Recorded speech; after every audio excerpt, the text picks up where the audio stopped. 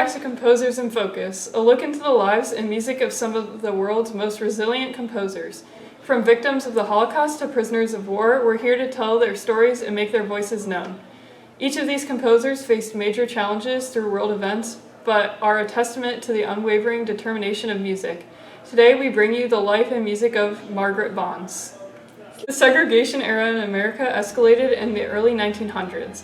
Millions of African Americans faced exclusion and discrimination in nearly all aspects of their daily lives.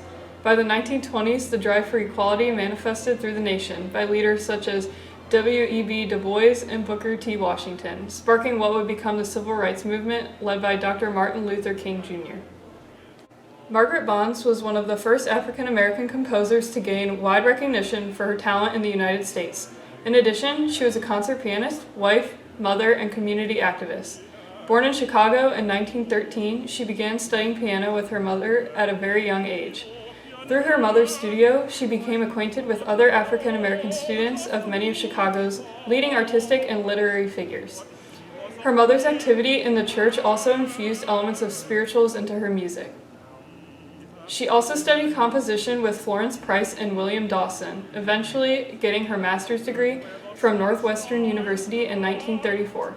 Here she experienced her first direct exposure to racism, as she was the only African American student in the School of Music.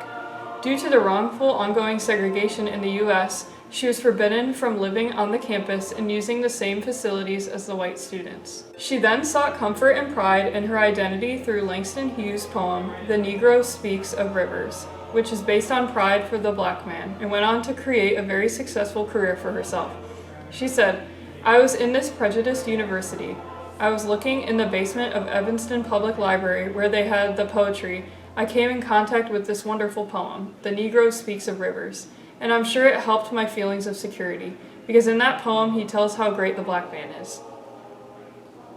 She and Hughes collaborated on several meaningful projects as cultural ambassadors for racial uplift. This is shown through their compositions, which celebrate Black beauty. She later won the Wanamaker Award for her composition, The Sea Ghost, and first prize in National Music Composition, also becoming the first black pianist to perform with a major symphony orchestra, that being the Chicago Symphony. Throughout her life, she continued to perform, study composition, serve as a lecturer for multiple universities, and she even developed a program centered around keeping youth off the streets by encouraging them in the arts. Jane Richardson, her daughter, once said, "My mother didn't play games. She knew what she was, a musician and composer first, then a woman, and she refused to settle for less from herself and from other people." One of her most notable works is The Ballad of the Brown King. Written in 1960, this piece was dedicated to Martin Luther King Jr. It is a 9-movement cantata for orchestra, choir, and 3 vocal soloists based on the libretto text by Langston Hughes that celebrates the presence of the dark-skinned King Balthazar at the birth of Christ. It unites her styles of open-hearted spiritual arrangements with her more sophisticated art songs. It also reflects her roots in the church through gospel-like music. During the troubling times that were a segregated America, many artists, such as Margaret Bonds, spoke their own truths and experiences of injustice through their works as reflected in the Ballad of the Brown King. People don't think that a woman can really compete in this field. I could write a book about it all.